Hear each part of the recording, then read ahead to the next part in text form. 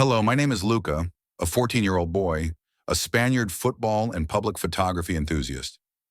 I had no seniors to help me ever since I came to this area, Barcelona of Spain, for doing an internship photography program, which was a good opportunity to hone my photographic skills. Ever since I was a kid, I had been fond of public photography. Christian Casada Lucio, also called the Spanish Casad, was a big idol of mine. Took me into his Golden Bulls photography program. He was at Portugal, the Night Reapers for Spanish football.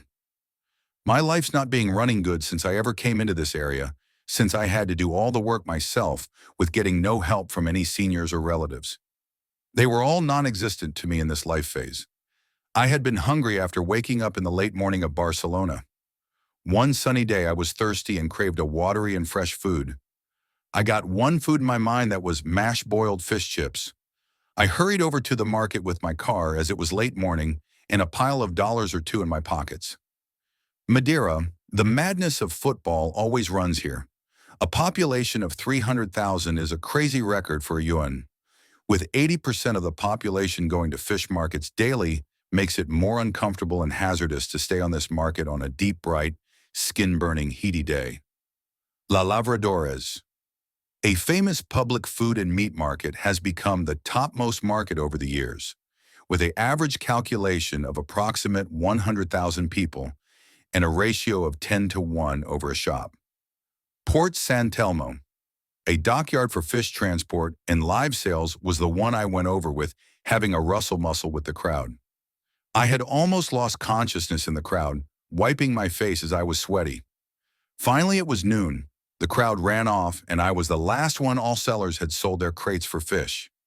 I had no one to buy from, except an old man with a big steamer. The crate was golden in color. He said he had found this crate from the seacoast, heading over Africa most probably. It came from Egypt due to approximate sea wind circulation calculation. Perhaps. He looked at me, not with suspicion, but with tired, sunburned eyes. A thick beard covered most of his face. His hands trembled slightly as he pointed at the crate. It was a golden opportunity to take pictures of this crate and hone my skills and perhaps post it over the internet and offer this photograph to my master for a bullseye photograph. Muchacho, this came in with the tide. Not from here. No fish in it, only bones wrapped in cloth. You want fish? Take what's beside it, but stay away from the box. Of course, that only made me more curious. The crate, golden, dented at the corners, steam rising from tiny holes like it was still alive. A strange wet heat poured out as if the sea itself had been trapped inside.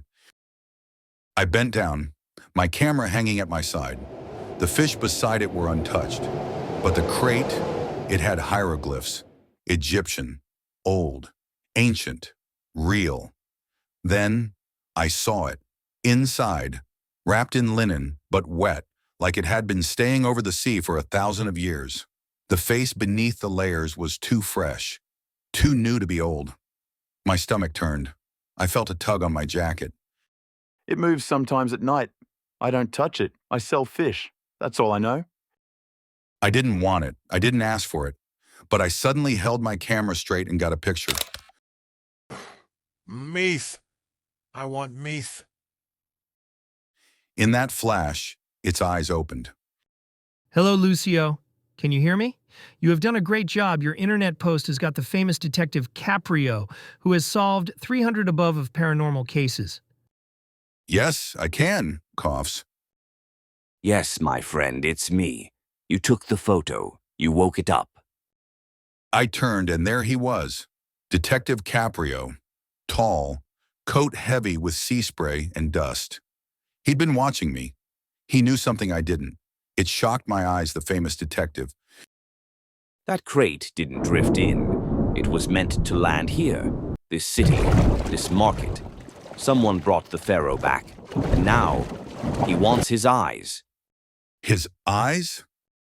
The eye of Sobek, a relic, a curse, a compass to the drowned. That mummy, he isn't dead. Not yet. Well, the case can be thrown over for later. It's interesting and important. But what's more important is sleep. Besides, Luca has already faced so much disturbances from the morning at the sun-burning noon. Well, you are right. Good night to you all for this case. I'm residing beside your house at the rental lot for now. Contact my cell phone whenever you want. I'm always there watching over this case. Do not let Luca know, though he might have the mummy posses over him, as we found him unconscious over your goat farm, with a goat being missing, as you have said. That night, I couldn't sleep. We came back. The place was empty, but felt crowded. Shadows moved between stalls. Fish stared at me from melted ice, mouths open, eyes clouded. I followed the scent, not of rot, but of salt and incense. And there, beneath the old squid stand, a tunnel, a hidden hatch. The metal is warm to the touch. Recently used, La BOQUERIA, I want La BOQUERIA. You're not the only one who found the tunnel. Someone else is down there, and they're trying to sell a god's corpse to the highest bidder. We descended, Caprio's flashlight flickering, the air thicker. Water dripped from pipes, forming puddles with strange reflections, faces, twisted and ancient. Then, we found it, a chamber below the market, walls covered in carvings.